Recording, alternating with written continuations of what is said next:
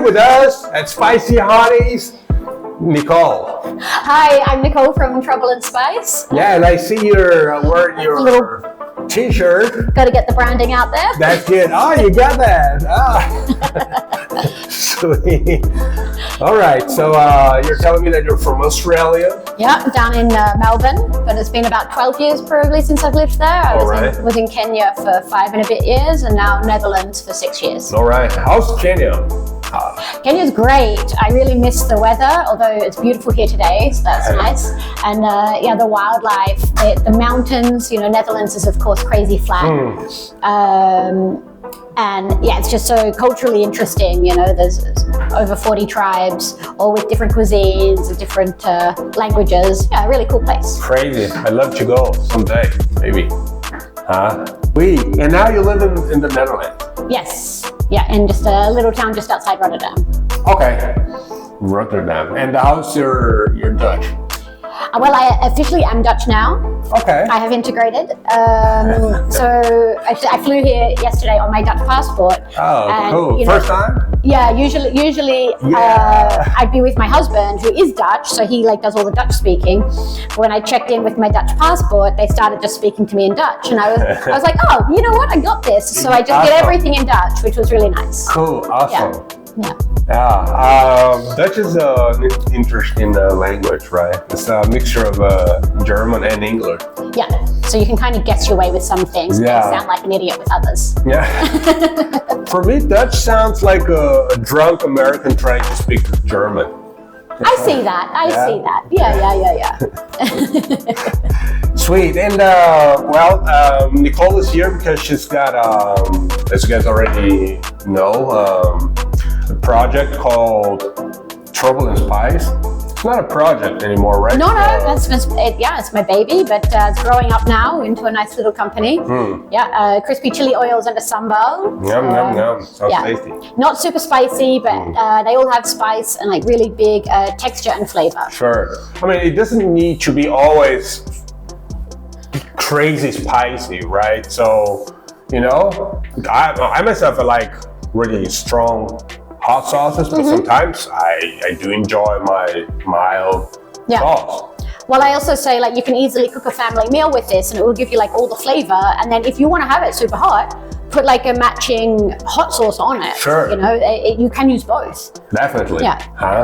So what did you start this? How does everything start? Well, I had a restaurant in Kenya. Where I would do a different cuisine every week.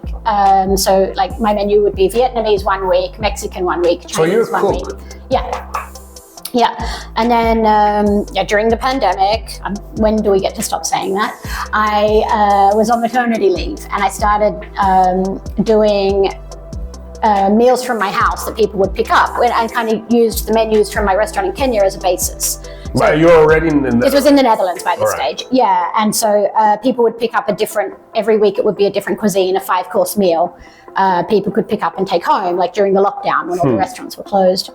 But I had things let me check and see what I brought you here. So crunchy spice. Oh, it looks so fun. Just a second. May I? Yeah. This is for you. Oh, thank you very much. Take a look, guys. How beautiful and how cool is that, huh?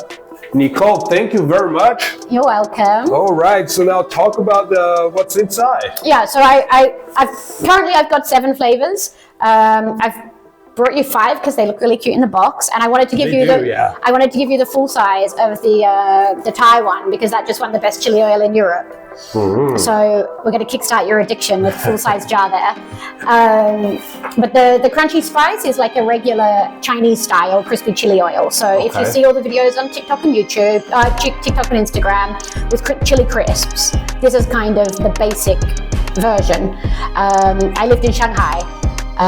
You've been all over the place. Yeah, I've lived on 5 continents. Oh, right, awesome. So it kind of gives me the insight to all the different flavors. Every one of my products is inspired by a different cuisine. The same as my restaurant was, and then my pop-up was. So I fell in love with the Chinese chili crisp, and I used to use this at my restaurant in Kenya too. So this guy's been with me a really long time. And then I've got a Malaysian style sambal, which traditionally it would have shrimp in it. This is a vegan one, but it's still got like a really dirty, funky flavor. Do you want to have a taste? Yeah, sure. Pop it and have a little. Oh, funky vegan. Yeah, so the whole range is vegan, but this one has it in the name because you taste it and you really feel like there's going to be something shrimpy, fermenty in there. This enough? Yeah.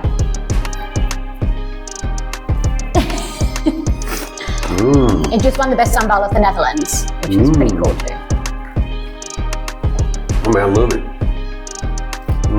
A bit tangy, tamarind, coconut sugar. Oh, it's so good. And fun. Oh man. Oh damn.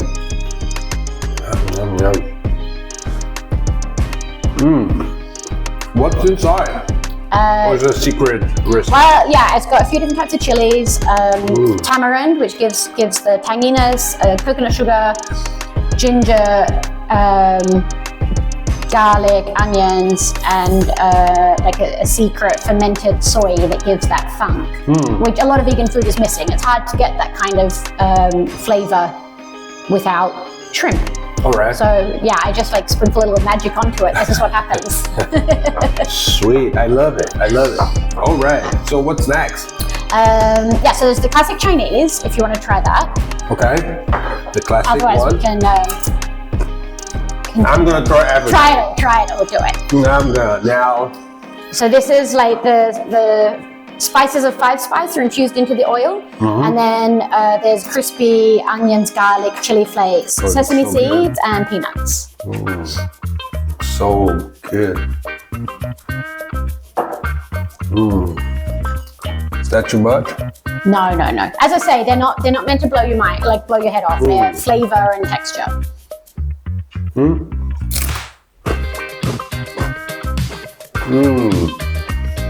You're so tasty. You are a cook, definitely. Thank you. You got it all.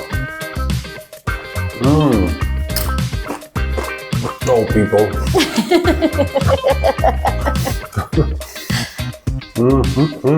All right. Love it. So that's like the inspiration is this Chinese product, and then I thought, hang on, why do we only have chili crisps that are Chinese? Like the idea, you can do that with any spices, any flavors, right? It doesn't have to be Chinese flavors. Okay. They are delicious, but people say like, oh, put it on everything. And I'm like, yeah, but if I want my pasta, maybe I want it to taste Italian and not Chinese. Or if I'm having a curry, I want it to taste Indian, right? So I made an Indian one. All right. Which has got crispy curry leaves, nigella seeds, cumin, mustard seeds, a couple of different types of chili. And it's like making the tadka that will go over your curry, but it's a Wednesday night, you want a quick and easy dinner, you don't want another dirty pot to wash. So you can open this up and put it on.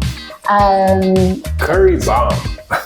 Yeah, it's actually my biggest customers for this one is Indian mums generally, who they're like, yeah, I'm working, like I'm busy and I want all the flavor, but I don't want to have to wash an extra pot. I don't want to have to do the spices myself.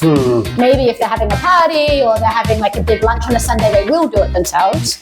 But on that Wednesday night, you want flavor, but you want convenience. And what's this leaf? That's a curry leaf. You should eat that. It's curry? Yeah. Wow. I'm like, yeah, good. Wow. Yeah, so they're grown in the Netherlands. Okay. Yeah, interestingly, it's illegal to import curry leaves to the Netherlands, but I think to all of Europe. So we have a grower not far from where I live. It's illegal? Yeah. Why is that? I think that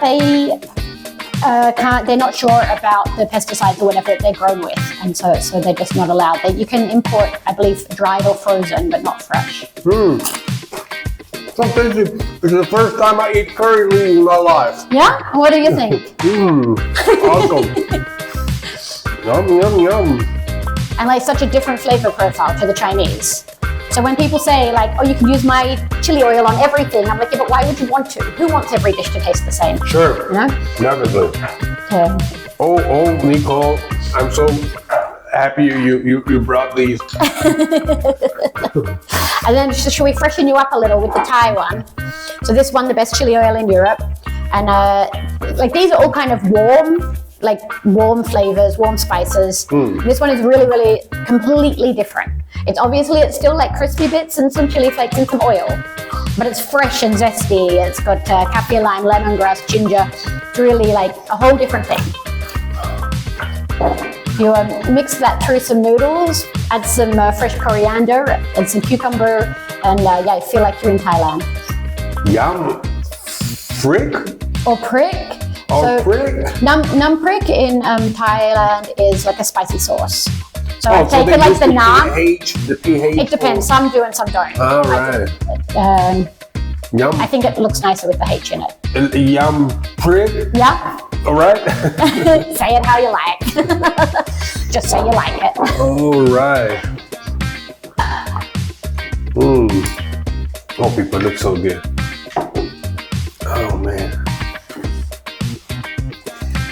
A few people have just been posting on Instagram last night that they've been, get the crispy bits, get the bits. That they've been putting like slice of banana, put peanut butter on it, and then top it with the crispy bits of this as like a nice little snack.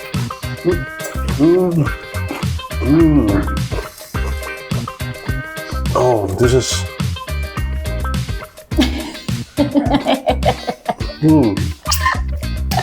Right all over my finger. Really finger licking.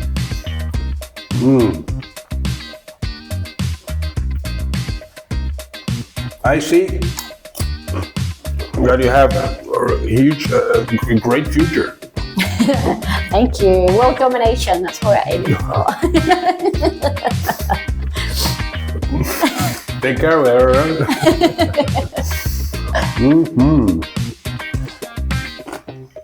Oh, can't stop eating it. Oh, Nicole, thank you very much. Are you ready for the last one, or you haven't had enough spicy brekkie? Oh, I want to do it all over again.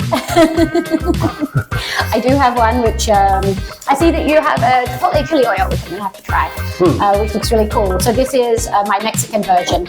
Of course, salsa matcha is essentially a Mexican crispy chili oil. So that is the one that exists aside from Chinese in general. This is my version of that. It uses 3 different types of Mexican chilies. It has pumpkin seeds because I really like the taste and texture of it, even though salsa matcha would often have sesame or peanuts in it. But I use those in my Chinese ones. And this is my spiciest. It still won't blow your head off, but it is distinctly spicier than the others. Smoking Senorita. Yeah, I enjoy naming them. Oh, yeah, but it's a cool name. Awesome. All right, let's try the Smoking Senorita. Yum, yum.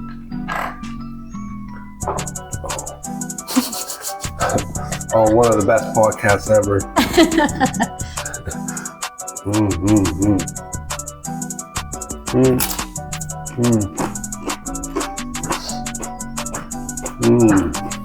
I've got a 4-year-old and she's obsessed with burritos and tacos. Like one of her favorite things is like rolling out the tortillas together and then making burritos or tacos with beans and cheese and whatever else. But then it's great because I get to put this on and it like brings all the spice that matches perfectly. Yeah, this one is much spicier. Right, but then she gets to have her like less spicy version, and then I just add this on top of mine, and we're both really happy, and it's all matching. Oh, Nicole, a really good gourmet product, huh? And what's inside of this one here? So this is most of them I use high oleic sunflower oil, so it's a lot healthier than regular sunflower oil. It's almost on par with olive oil. This one's got 3 types of Mexican chilies, pumpkin seeds, a little bit of garlic, and a little bit of salt. So it's quite simple. It's just about getting that balance of flavors. So, how long have you been cooking? Yeah, I don't know. I'm not a real cook, but I had a restaurant and I had a catering company. We used to do, sorry, my friend's standing over there, she doesn't want to be on camera. We used to do pop-up brunches in Kenya too. I worked at a restaurant in Canada, I worked at a cafe in the US.